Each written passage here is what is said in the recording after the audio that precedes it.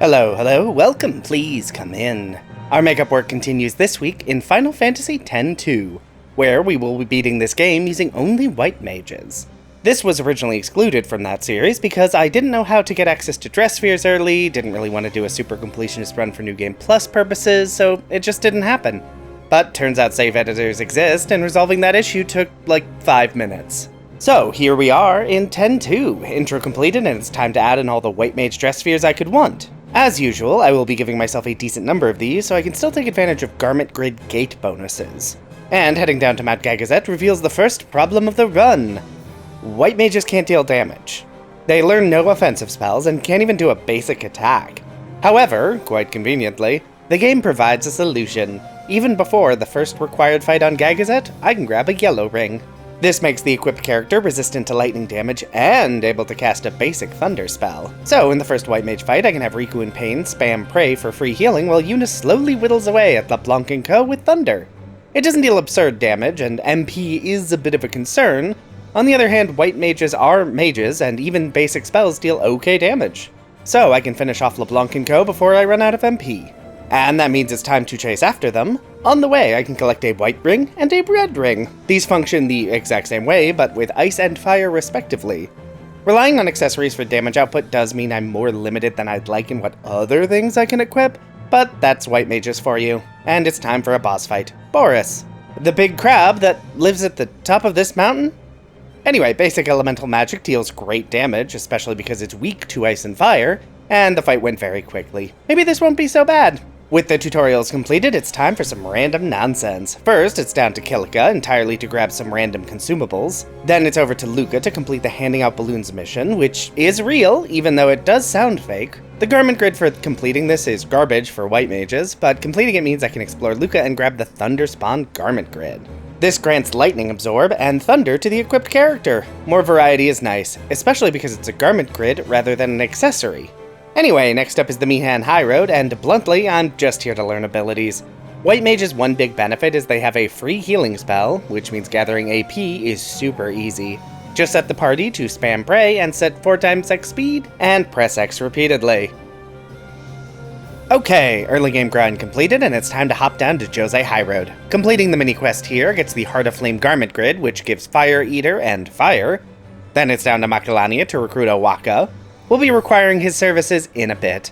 And then it's into the Calmlands to get wrecked by a curl. And start the marriage quest. I will need the speed bracer later on, though sadly that is actually much later. Okay, that's chores completed, time to pop down to Besaid for the next actual quest. Chat with Lulu, take a nap, and then chase down the many codes around the map.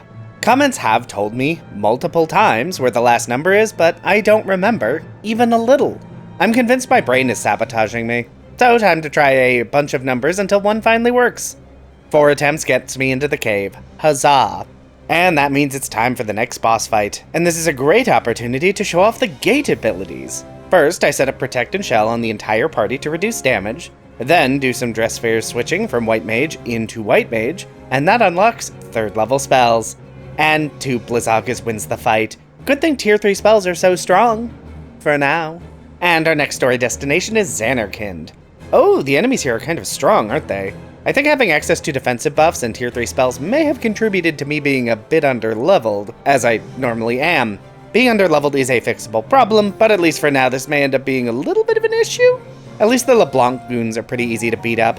Then it's past Isaru and his silly Brittles and into the catacombs and... oh dear. Well, gonna need to be a bit more careful in these fights apparently. It is probably worth casting Protect even in random encounters. And the next boss is the Sanctuary Guardian, which deals a lot of damage. My strategy here is largely unchanged. First is to cast Protect and Shell to reduce the damage I take, then do some Dress Sphere swaps to unlock the tier 3 spells. These continue to deal very good damage, and mean, even underleveled, this fight is pretty easy. And that brings me to the final portion of Act 1, Kilika, which starts by heading into Kilika Forest, running from encounters, grabbing the password to deal with these guards, and then giving said password to said guards. This gets me some items, most of which are not interesting, though the Turbo Ether and Menace of the Deep Garment Grid may be useful. And it's time for the final boss of Act 2, the YSLS-0. And you will never guess my strategy. Buff defenses, then use tier 3 magic. This boss does have a higher magic defense than I'm used to, but the fight is still pretty quick. I am very much enjoying how fast tier 3 magic is making things. On the Celsius, we watch a sphere, the vibes are rancid, and we're going to give the sphere to the Youth League. It doesn't really matter to me who we give this to, so I just pick whomever. Leblanc has stolen the sphere though, and we need some disguises to sneak into her headquarters. But first, errands. First is down to Kilika to grab a few items, then over to Jose Highroad for a very long fight against this Ochu. All I had to do was walk slowly, but no, I'm too impatient. I win the fight, but wow, that took forever. Not doing that again. I'll be honest, I'm not even sure what I'm doing here. Anyway, it's over to the Thunder Plains to do some grinding. The Menace of the Deep Grid helps by giving me access to water spells, but this is still a slow process. My goal is to get 10,000 gil, and I am a bit of a ways off, so hold please while I grind up the necessary funds. 10,000 gil in hand, and I can talk to this man. Many times until he finally sells me some data worth selling. The best possible option is the data dealer himself, who will give me 100,000 gil, but eventually I settle on the 80,000 gil data. I can take all the money to Awaka and do the fun trick of buying stuff from him to sell to Barkeep. That means I can pay off Awaka's debt completely. This is actually less important than normal, because healing items are way less important when the whole party are white mages, but having some extra healing is nice and unlocks Awaka's shop in Act 5, which should be pretty useful. Time to pop down to Xanarkand to play Monkey Matchmaker and grab some nice healing items. Ethers are particularly valuable, considering my only real damage options are MP-based. Anyway, completing that whole nonsense gets me the Soul of the Masa, which increases spell power at the cost of more MP. Now we can finally get on with the actual plot. Over to Jose Temple to get approved to dig at Beaconel. While we're here, we can also complete the first Leblanc goon fight, which is against Ormi, Logos, and a she-goon. So, per normal, set up defensive buffs, then do some dress sphere swapping. And honestly, my magic is dealing less damage than I'd hoped. I mean, it's still good, but the damage of the tier 3 spells doesn't seem to scale that well despite white mages having a pretty good magic stat. Yeah, I won that fight, but my MP totals are looking a bit lower than I'd prefer, and it's only chapter 2. The next LeBlanc goon fight is over in Beaconel, and thankfully this is just against Logos. Defensive buffs up, and then throw up Blizzaga to take out both goons, and then a few more single target spells to take out Logos. Then it's over to Mount Gagazet, which prompts another fight, this time against just Ormi. You know the drill, defensive buffs, tier 3 spells. And that's actually all 3 uniforms, so let's do some espionage, which is to say, walk directly through the front door because LeBlanc's security is absolutely awful. Then there's a mini-game, and it's into LeBlanc's secret base. And it's time for even more fights against LeBlanc goons. The first fight does have the slight hitch that I need to keep one of the goons alive while I take out Ormi so he doesn't use his devastating Huggles attack.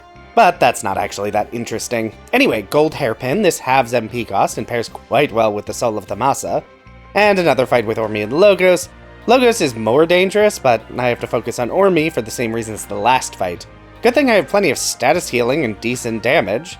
And then flip 3 switches, and it's time for the final LeBlanc fight. Thankfully. And there's really no time to mess around in this fight. Set up buffs, do some dress sphere switches. Logos' status effects are the most dangerous, so he is target number 1. Yuna's buffed spells make pretty quick work of him, even with not so mighty guard in place. Then it's over to Ormi. Oh, I did not know they could inflict silence. That's annoying. I have a bunch of echo screens, so it's not actually dangerous, but it does mean I have to take some time healing that. Oh right, Dispel is white magic. Why didn't I Dispel not so mighty guard? No, that was silly. Anyway, that is LeBlanc down. And that means time to team up with N because we now have the ominous green screen indicating a threat to the world. So it's over to Bevelle. Can't help but notice that loading chocobo isn't moving. And there is dialogue playing? Let's hope the autosave rescues me. And it did. Thank you, autosave. So, Bevelle has a lot of fights, some random healing items that are not super useful to be honest. And then it's everyone's favorite section, obnoxious rotating platform land. Isn't this so fun? We're having fun, right? Anyway, basic platforms rotated, and it's time for the boss, the Precept Guard, which can deal some decent damage, inflict status effects, take a lot of damage from tier 3 elemental magic. Yuna is dealing more damage than Riku or Pain, thanks to the Soul of the Masa, but even they are dealing 600-ish damage. And that is the Precept Guard down. Now, there is a ribbon here, but getting it requires interacting with the pillars around this area a bunch of times and fighting a bunch of pseudo-bosses. I could do it now, but it will be considerably less annoying to complete later once I'm a bit higher of a level. So let's just move on to the fight against Bevelle, who can be decently threatening with some all-target attacks that deal okay damage, even through Protect. He can also inflict Stop and deal big MP damage. Too bad Waterga deals 1300 damage per attack, so the fight doesn't last long enough to be scary. And that means it's time for the final fight of Act 2, Dark Bahamut. Protect and Shell go up to reduce most of Bahamut's damage, and then come the Dress Sphere changes, and yeah, Bahamut can't really deal any scary damage, and Waterga is still dealing huge hits. Impulse is a little scarier, but only because it deals percentage damage. Actually, the biggest threat in this fight is just that Bahamut has a lot of HP, way more than Bevelle, so in theory, MP could become an issue. I mean, it doesn't, because my damage is good enough, but it could have. So, naturally, the world is in peril due to the Dark Aeons, and instead of dealing with that, we're gonna play a silly little minigame. My goal, as ever, is to grab the Treasure Hunt Sphere Grid. This gives me the Mug ability. Honestly, probably not that useful for white mages, given that white mages can't normally attack, their strength score is super low, and while stolen items can be useful, I already have damage and support pretty well covered, so the ability to steal doesn't really add as much to white mages as it does for other classes. Which is good, because despite doing this stupid tournament twice, activating every item coin I saw, I never got the Treasure Hunt Grid, which is wild. I've never had trouble here, and for some reason the game just thought, nah, no mug for you, which is fine. I'm moving on. Hopefully I won't need to steal later. Anyway, let's pop down to Macalania. These fights are not gonna work, are they? I can win one fight easy enough, but the MP expenditure is just too high. I really wish I had a good way to restore MP mid-combat, but ethers are limited, and Osmos isn't really a thing for white mages. Okay, what do I do next then? Maybe Mihen High Road?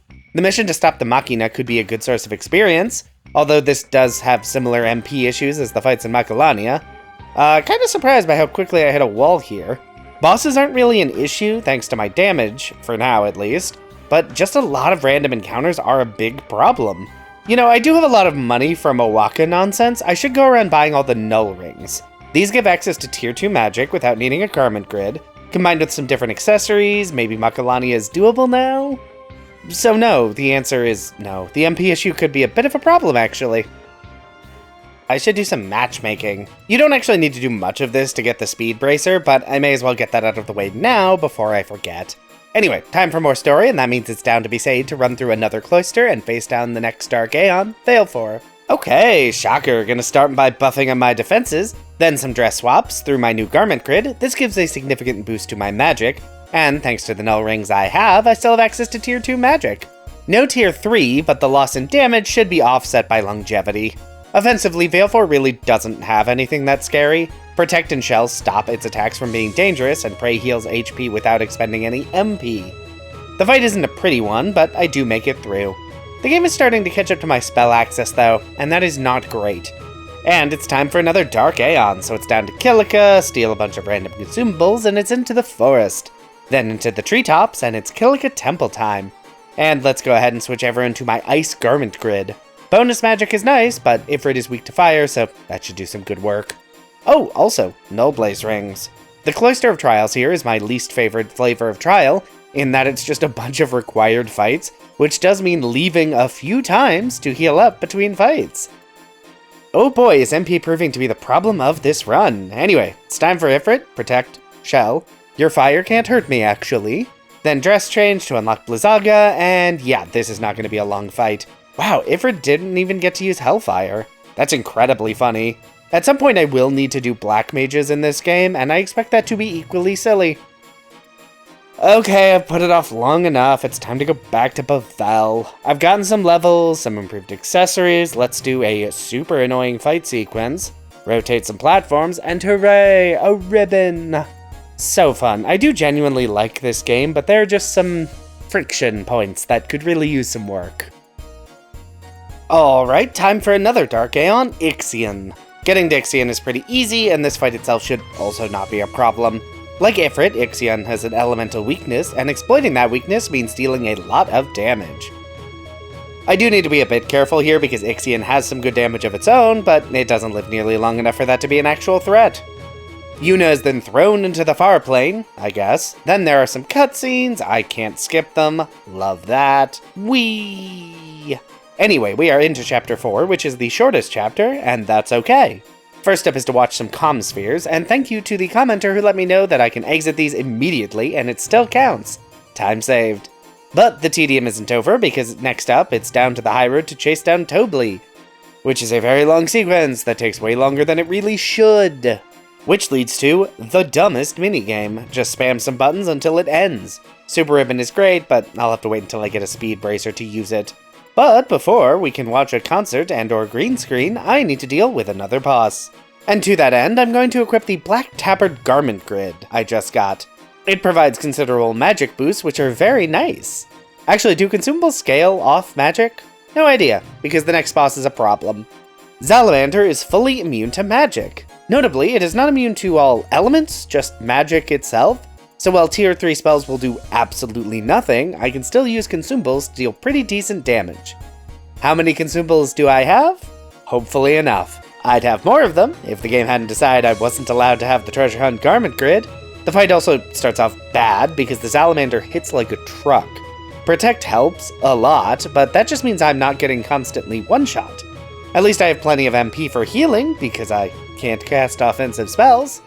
And I do win the fight, and I may have had 500 spare damage, so that was considerably closer than I'd prefer, but it is still a win. And it's time for a concert that you don't get to see, and that is the end of Chapter 4. Only one chapter left to go, and it's gonna be a doozy. Oh good, a recording section titled Suffering. That's probably fine. Anyway, down to Kilika to do some monkey spotting. There are a lot of monkeys in this game. Wait, this is functionally the same as the Black Tabard Garment Grid. Well, that was a waste of time. Then it's over to Makalania Woods, where Owaka has opened a new shop, which conveniently sells useful accessories. These upgrade the null rings I already have to absorb the element in question, and give me tier 3 spells easily. Fantastic, that means I can use my garment grid for magic boosts, which will help. And that's kind of all the optional stuff I want to do, so let's dive down into the final dungeon. Is this going to go well? The title of this recording section suggests no. First boss on the list is Shiva. Defensive spells can reduce the damage she deals, but it is still a lot. Shiva can also inflict stop and deal MP damage. The MP damage means this is definitely a no-go. Other enemies have dealt MP damage, but they were fragile enough to be killed before it became an actual issue. That is not the case with Shiva. Not at this level, anyway. So it's over to the Mihen High Road. The enemies here fit right in the sweet spot between murderable and giving decent experience. So please hold while I do some grinding. Okay, some grinding completed and we are back. Let's see if we can win this Shiva fight before losing all of my MP. Defensive buffs up, garment grid set to boost magic, and my damage is pretty good. I am still worried about winning the fight fast enough, but at least Shiva is weak to fire. Okay, this is a bit closer than I'd like. Okay, I have been trying to save my ethers because I know I'll need them later, but I think we're like one good MP cure from winning the fight. Oh, I was a single Firaga away apparently. Probably shouldn't have used a turbo ether then. Well, no matter, too late now. And the next boss fight is the Mega Sisters, which can be a real tough fight. They cast offensive magic, stop the ATB gauge constantly for their stupid attacks, and can cast some pretty dangerous spells. Okay, so the plan here is to buff my defenses, as normal, but also cast Reflect. This will make healing more complicated, but reflecting back the Mega Sister spells is going to be essential. Some quick dress swaps to boost my magic, and it is very good that I have accumulated a lot of healing items that I have not previously needed. And because Dispel is white magic, I can, in fact, remove Mighty Guard. First target is Mindy. Her magic is the strongest, and she has the incredibly stupid Pasado attack. And okay, Mindy is down, and that was surprisingly easy. I was really expecting that to take more effort. With only 2 sisters left, the fight becomes way easier. Cindy is next because she can cast Mighty Guard, which I can dispel, but I'd actually prefer she just not. I want her to not do that. Taking out 3 targets, all of which have decent HP pools, does end up meaning I need to use some ethers, but not too many. Hopefully that will not become a problem. Oh, and it's also really nice that Prey doesn't get reflected, meaning healing in this fight was much easier than I'd expected. And then there was only one. Sandy doesn't really have anything threatening. At this point, it's just spam spells until she goes down. Okay, Mega Sisters were the fight I was worried about. What's next? Oh, I think I may have found the problem. Anima is, bluntly, not that difficult in most playthroughs. That is less true here, because Anima is resistant to all elements, and has a lot of HP, and gradually debuffs the party as the fight goes on, causing more and more problems as things progress, and that's going to be an issue. Now, I technically misspoke. Anima is actually weak to Holy. Holy can only be acquired on a garment grid that I can get in this very act. If I had done the prerequisites for it, I did not, because I did not realize that. So this is gonna be a problem. Yes, technically there's also the Den of Woe, but I also probably missed spheres for that. Honestly, I'm not even sure. I'm just not doing that. Let's just dive into the fight and see how this goes. Honestly, my damage is less awful than I expected. The boss does have 36,000 HP, but I'm dealing 700 to 900 damage per spell, and the very first Oblivion one-shotted me. Wait, how did that one-shot me? I mean, Oblivion can deal some damage, but it's usually not too dangerous until after a few hits. Let's actually try this again. Maybe my health was low and I didn't notice? I don't think that's the case. Yeah, that time Oblivion dealt, what, half the damage? Did I forget to buff last time? That's very weird. Anyway, between not getting one shot and my damage being fine, I should be able to win this fight. It's just gonna take a while, assuming Anima's debuffs don't stack too much. And then I eventually get taken down by Oblivion. Although I think my impatience may actually be what killed me. It's hard to tell, but Oblivion went from dealing 600-ish damage to 1400 between the second to last and last usage. I think speed up may cause the damage to spike. Is that a thing? Because that's really what that looks like. Anyway, I have gone away, done some grinding, and it's time to try this stupid Anima fight again. My strategies remain unchanged. I'm just hoping that the increased health means I will get one shot. My damage has improved a bit, but honestly not as much as I'd hoped. And in case it really is a glitch with speed up, I will not be speeding up at all in this fight. Which sucks because it's a very long, boring attack that the boss does fairly frequently. This may be tedious, but I feel like other runs have actually been more tedious because that damage is bad, but not like that bad. Okay, there we go. The last Dark Aeon is dealt with and we are ready to run it right back. Specifically, I need to enter the far plane abyss through all possible entrances and reach the bottom because it will... Oh, I haven't unlocked the Calmlands entrance. That's right, that's a problem, because Dark Yojimbo is still here. Normally, I do this fight in Chapter 3, but I skipped it, very intentionally. Because Yojimbo's Zanmato attack reduces the entire party's HP and MP to 1. And considering my only damage options are, in fact, MP dependent, that's a problem. Good news is, this isn't a Gagazet situation. I can just do the fight now, but I am very concerned, shall we say, about how this fight is gonna go. But let's do some teleporting and see what a bunch of white mages can do against Yojimbo. So, I need to move fast, set up defensive buffs to minimize the healing I need, run through the gates to buff my magic by a bunch, and then just spam Viraga. Which, to be fair, is actually going pretty well. Yojimbo can inflict poison, but I'm just going to ignore that, mostly because I don't really have time to care about it. I do get Yojimbo down to critical health, but then he uses Zanmato. So it's time to throw out a very quick Mega Potion, and then an Ether to restore Pain's MP enough to cast another Viraga, and there is the fight. So close to completing that without Zanmato, but that is good enough. Very glad I waited to do this now. This fight would have sucked in Act 3. Now, to complete my far plane abyss delving, which takes longer than it should, because all the routes have slightly different puzzles and pathways, and I always just go down through Besaid, so I was really not sure how to do each of these. And they aren't difficult, they're just time-consuming to remember. Anyway, completing the far plane abyss jaunt gets me the Megiddo Garment Grid. This allows me to access the best spells in the game, Flare and Ultima. I may not have Holy, but I'm hoping that these will serve as suitable replacements. Only one way to find out, but first, time to grab some items while completing an obnoxious piano puzzle. Hooray! And all that remains is the final boss fights. Let's do this. Hopefully Flare can carry me through, because I don't really have any other plans. First on the list is the tail. Defensive buffs don't do anything in this fight, so I really just need to heal up from the opening attack, and... Was that 8,000 damage? What do you mean? I knew Flare would be an upgrade, and Ultima as well, but I went from dealing 1,400 damage to 8,000? What in the world is this game balance? Okay, I am suddenly not concerned about the final sequence of fights. Very strange, I know. Next boss is the leg, which also comes with 3 nodes that cast various spells and buffs on the leg.